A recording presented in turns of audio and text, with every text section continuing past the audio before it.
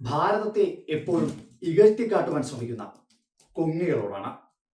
കഴിഞ്ഞ ദിവസം വന്ദേ ഭാരത് എന്ന് പറയുന്ന ആ ഒരു സംരംഭം, അല്ലെങ്കിൽ ഭാരതത്തിന് വേണ്ടി BJP സർക്കാർ കൊണ്ടുവന്ന ആ ഒരു ചുവടുവയ്പ്, അത് ചരിത്രത്തിൽ ഇടം പിടിക്കാവുന്ന തരത്തിൽ ഒരു നേട്ടം കൈവരിച്ചിരിക്കുകയാണ്. അതായത് മണിക്കൂറിൽ 180 കിലോമീറ്ററിലധികം വേഗതയിൽ സഞ്ചരിച്ച് കാണിച്ചു കൊടുത്തിരിക്കുന്നു ഈ ഡീഗ്രേഡ് മൊയന്തുകളുടെ മുൻപിലേക്ക്.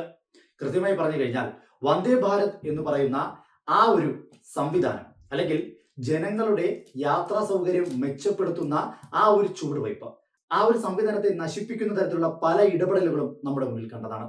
വന്ദേ ഭാരത് ട്രെയിൻ ഓടിക്കൊണ്ടിരിക്കുമ്പോൾ കല്ലെറിയുന്നതും അതിനെ അടിച്ചു തകർക്കുന്നതും അതിന്റെ ജനലുകളും വാതിലുകളും ഒക്കെ നശിപ്പിക്കുന്ന തരത്തിലുള്ള ഒട്ടനവധി കാഴ്ചകൾ. ഇപ്പോഴിതാ ചരിത്ര നേട്ടവുമായിട്ടാണ് വന്ദേ ഭാരത് ഇന്ന് രംഗത്തേക്ക് വന്നിരിക്കുന്നത്.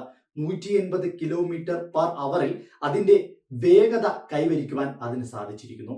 ഇത് കൃത്യമായ ഒരു നേട്ടം തന്നെയാണ്. ഇന്ത്യൻ റെയിൽവേയെ സംബന്ധിച്ചിടത്തോളം കൃത്യമായ ഒരു നേട്ടം. ഇതിന്റെ ആ വീഡിയോ, ആ ദൃശ്യങ്ങൾ അശ്വിനി വൈഷ്ണവ് തന്നെ അദ്ദേഹത്തിന്റെ എക്സ് അക്കൗണ്ടിൽ അല്ലെങ്കിൽ ആ പ്ലാറ്റ്ഫോമിലൂടെ പുറത്തുവിട്ടിട്ടുണ്ട്.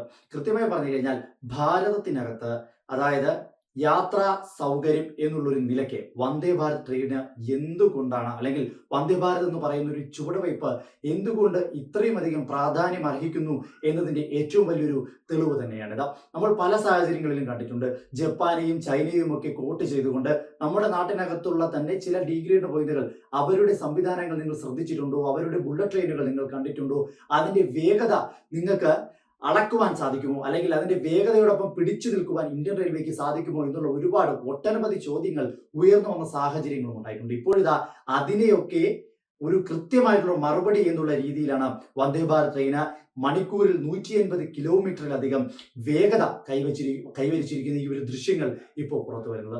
ഒന്നുറപ്പിക്കാം, ഭാരതം വികസനത്തിന്റെ പാതയിലാണ്, അല്ലെങ്കിൽ ഭാരതം വികസിച്ചുകൊണ്ടിരിക്കുകയാണ്. മറ്റുള്ള രാഷ്ട്രങ്ങൾക്ക് മുന്നിൽ ഭാരതം എന്നുള്ള അത് ഒരു ബ്രാൻഡായി മാറിയിരിക്കുന്നു, അല്ലെങ്കിൽ ഭാരതത്തെ കണ്ടു പഠിക്കൂ എന്ന് മറ്റുള്ള രാജ്യങ്ങൾ പോലും പറയുന്നൊരു സാഹചര്യത്തിലേക്ക് കാര്യങ്ങൾ എത്തി നിൽക്കുന്നു എന്നതാണ് ഇതൊക്കെ തരുന്ന ഏറ്റവും വലിയ തെളിവ്.